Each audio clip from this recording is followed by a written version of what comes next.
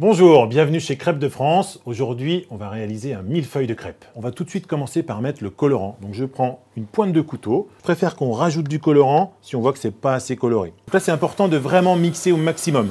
Il faut que le colorant soit bien réparti dans la pâte. Voilà, c'est parfait pour moi.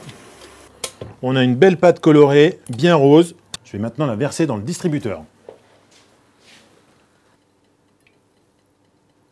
Voilà, j'ai une belle préparation, bien rose. Je verse ma pâte, la bonne quantité. Et je viens étaler ma pâte à crêpes. Et là, j'attends vraiment, je ne vais pas trop la laisser rôtir, colorer. Je veux vraiment qu'elle soit juste cuite. Ma crêpe est maintenant bien refroidie. Je vais pouvoir la mettre sur ma planche à découper. Et avec un emporte-pièce, je vais faire des ronds. Donc là, j'appuie très fort. Je viens découper tout autour. J'en fais un deuxième.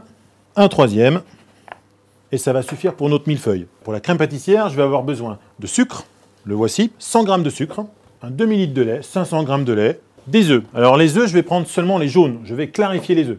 Le lait, je vais commencer à le faire chauffer, comme ça je gagne du temps. Je verse mes 500 g dans la casserole, et je mets tout de suite en chauffe. J'oublie pas de surveiller. J'aurai besoin aussi, pour amener du goût, des gousses de vanille. Bon, la meilleure solution, c'est vraiment de la fendre dans l'épaisseur de la gousse. Comme ceci, regardez, là, je viens faire une incision sur l'extrémité de la gousse. D'accord? Donc déjà, je ne me coupe pas les doigts. La lame du couteau part dans l'autre sens. Je viens maintenant tourner ma lame dans l'autre sens. Je mets le doigt dessus et là, je viens scier. Regardez bien, j'appuie directement sur la gousse en sciant. Donc là, on va seulement racler, tout simplement. Non pas avec le tranchant du couteau, on va juste le retourner, comme ceci. Et j'évite de prendre de l'écorce. L'écorce, ce n'est pas le meilleur dans la gousse. Ces petits grains, je vais les mettre directement dans mon lait. Et ensuite, vous voyez, je mets les gousses de vanille, parce que sur les gousses, il reste encore des petits grains. Et j'enchaîne mes 4 gousses de vanille. L'ensemble va bien s'infuser. Je vais mélanger un petit peu avec mon fouet. Voilà. Et là, j'attends vraiment les premières ébullitions, le premier frémissement. Je vais pouvoir maintenant passer mon lait dans une passoire, dans le bol de mon batteur.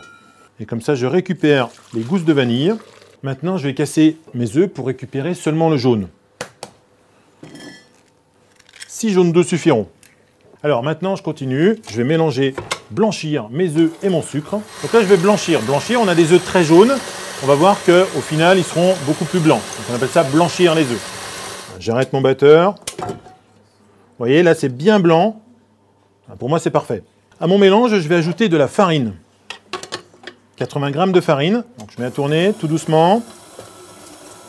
Voilà, là pour délayer un petit peu, le petit truc sur la crème pâtissière, je vais ajouter du lait pour bien délayer la préparation crème pâtissière. Mon mélange, je viens le verser directement dans la casserole. Je remets la casserole sur le feu, feu moyen fort. Et là, je prends mon fouet de tout à l'heure et je viens de suite mélanger.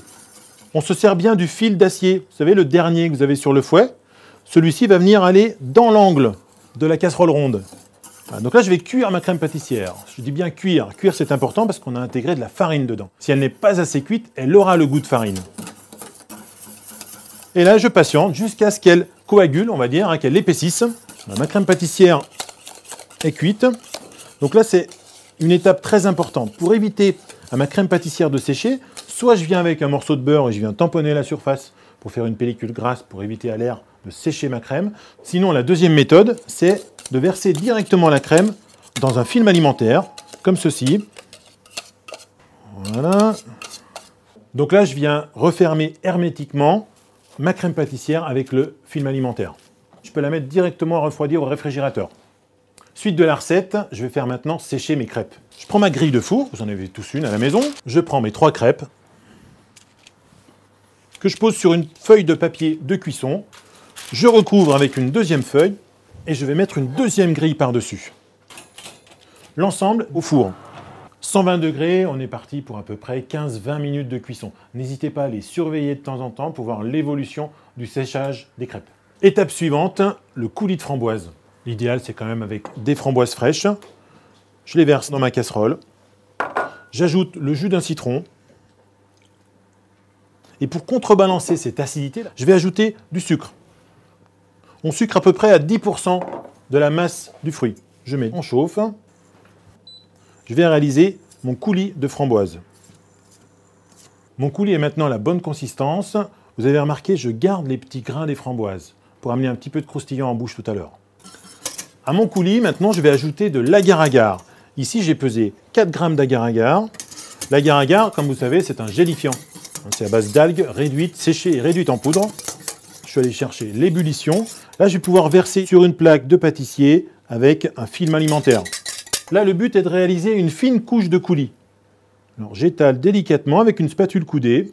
C'est une étape qu'on fait quand même rapidement. L'agar-agar prend assez vite. Mon coulis est bien étalé. Je le laisse refroidir 10 minutes à température ambiante et ensuite au réfrigérateur. À la crème pâtissière que j'ai réalisée tout à l'heure, j'ai ajouté le même poids en crème fouettée. Le but est de réaliser une crème diplomate. Elle sera beaucoup plus légère en bouche, beaucoup plus agréable. Cette crème diplomate, je vais la mettre dans une poche à douille pour pouvoir dresser directement sur mes ronds de crêpes. Mes ronds de crêpes sont terminés, ils sont bien durs, comme ceci, vous voyez, c'est très très fragile. Voilà, c'est avec ces ronds qu'on va pouvoir monter directement notre millefeuille aux framboises. Mon coulis a bien pris, il a bien été saisi grâce à l'agar-agar. Je vais pouvoir maintenant découper avec un emporte-pièce des petits ronds que je vais poser sur les crêpes. Je le prends délicatement, je viens le centrer. Ensuite, on va passer au montage du millefeuille. Pour le montage, j'ai préparé des moitiés de framboises et là des petites pétales de fleurs de pensée, fleurs comestibles évidemment. La crème diplomate que j'ai réalisée tout à l'heure, que j'ai dressée en poche à douille, je vais la récupérer, elle sera bien froide au réfrigérateur. Voilà. Ensuite, je viens faire une petite goutte de crème pour éviter au millefeuille de glisser dans l'assiette. Ensuite, j'y vais sur les boules de crème. Une première, 5 et 6 boules de crème. Je vais prendre directement mes framboises calibrées et je viens les poser entre mes petites gouttes de crème. Voilà. Pour les gourmands, on vient remplir l'intérieur avec des petites gouttes. Et on peut finir par une petite framboise. Deuxième étage, le sommet du millefeuille. Je pose bien au centre, comme tout à l'heure. Une ici, une là. Et ensuite, je viens remplir. J'ai préparé tout à l'heure une moitié de framboise. Et là, je vais venir les placer la pointe vers le bas, un peu partout, sur le sommet. Voilà, comme ceci. Et maintenant, place à la dégustation. Voici notre millefeuille crêpe de France à la framboise et à la crème vanille bourbon.